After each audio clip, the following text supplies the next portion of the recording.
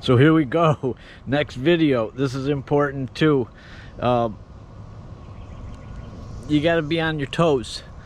So, and I didn't explain well in the one video about sealing the area.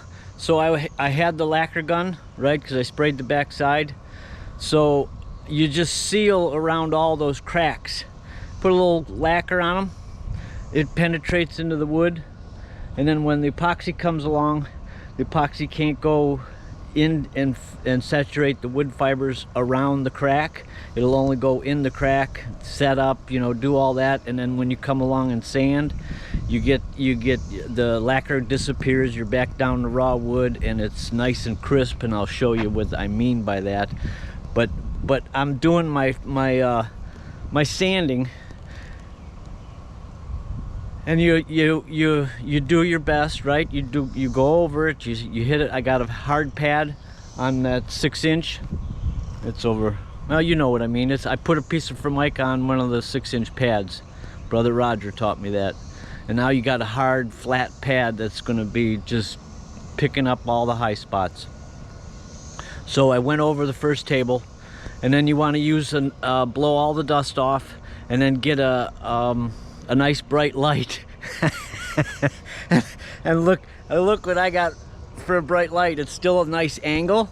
So, you know, you can take a trouble light, something, and you want just long, right across the top of the table, and it'll just reveal all the irregularities. Same with drywall. You're doing drywall, put a light right against the wall, it'll show you all the irregularities.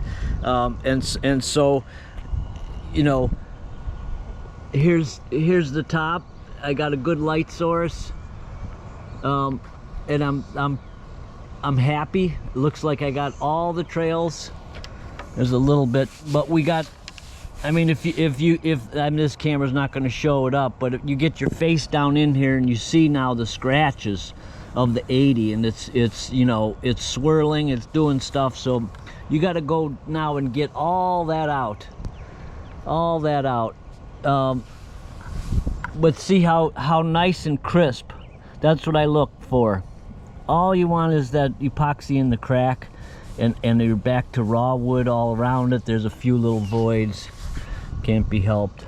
And so here's the other table and the same light source, and now you can see, I hope, yeah, so angle like this, see all the little trails.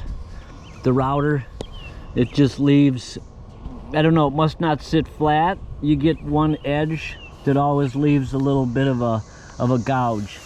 So that's what I'm doing right now, is getting all that out. And you can see how much there is. We got 2 big holes here. I don't know what happened, but I ain't gonna worry about it. It's just what it is. But yeah, a few little trails, right? It just breaks the wood out. You can see it here. And then we got grain that's going in odd ways. It's kind of fuzzy grain. And so you just sand it. Just go at it.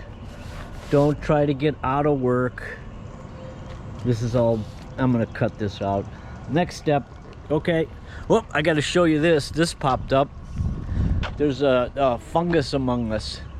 Well, there's several. So they've been having a lot of rain here, right? So there's cute little mushrooms popping up. But this is totally weird. It's like, what is that? Somebody eating too many marshmallows, something, and it's weird. This was not here yesterday, and it's kind of wet. I don't know. Ooh, what is it? It's a fungus among us. Okay, there's your botany lesson and woodworking lesson all in one. Okay, here I may as well just show you, since you gotta know. So it's this 6-inch,